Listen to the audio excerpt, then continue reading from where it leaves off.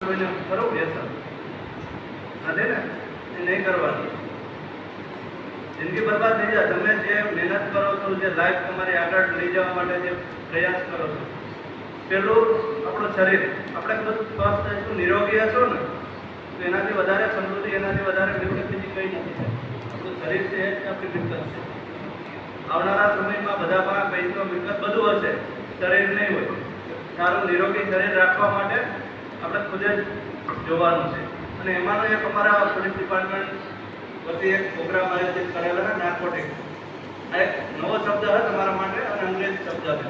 Narcotics એક વિભાગ છે, ગૃહ વિભાગના અંતર્ગત, પોલીસ વિભાગ અંતર્ગત જ આવે છે. અને આમાં અમારી પોલીસ ઘણી એક્ટિવ છે, ઘણું કામ કર્યું છે. અને ઘણા લોકોને આ વ્યસનમાંથી પાછા વળ્યા છે અને પાછી જિંદગીમાં પરત કર્યા છે અને સારી જિંદગી આપી છે. કહેવાનો મિનિંગ એટલો જ છે, ઘણા જાતના વ્યસન જોવા મળે છે બજારમાં. કોઈ તમાકુ, કોઈ બીડી, સિગરેટ, પાન, માવા, એનાથી એ નોર્મલ છે, થાય છે, જોયું છે. હવે તો કંઈ કરતા નથી. પણ જે બીજા દેશ છે, જે કન્ટ્રી છે, બીજા આઉટ કન્ટ્રી, એ લોકો એવું વિચારે કે ભારત છે, એની જનરેશન છે, એની યુવા ધન છે, કઈ રીતે બરબાદ કરવું આપણે. આવનારા સમયમાં તમે તમારા હાથમાં દેશ હશે, તમે સૌ તમે છે, અમારા માટે તમે છો. તમારું આરોગ્ય, તમારું નિરોગી જીવન એ તમારા માટે પ્રાયોરિટી છે.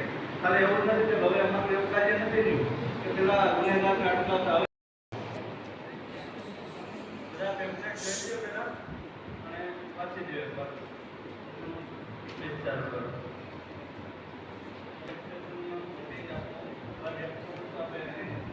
બોલાવ્યા અને આ પ્રોગ્રામ આયોજન કર્યું માટે.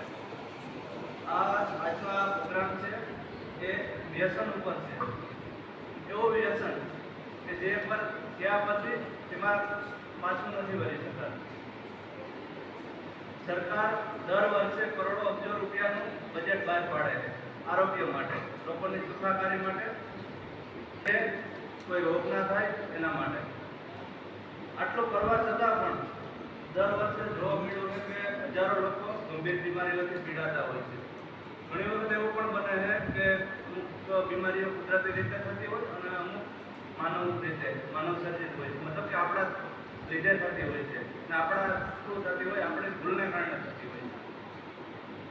માવા, તમાકુ, આ તે બધું તમને ખ્યાલ હશે, તમારા પેરેન્ટ્સ ખાતા હશે. ઘણા બાળકો હવે તો આ જનરેશનમાં કોઈ લગભગ માવા નહીં ખાતો હોય, તમાકુ આ તે.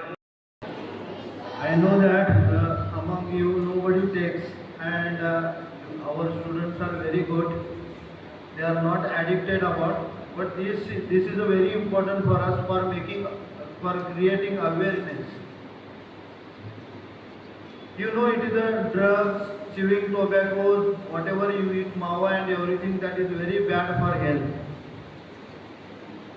But in future also you take care about it. Whatever he has told, that is absolutely correct.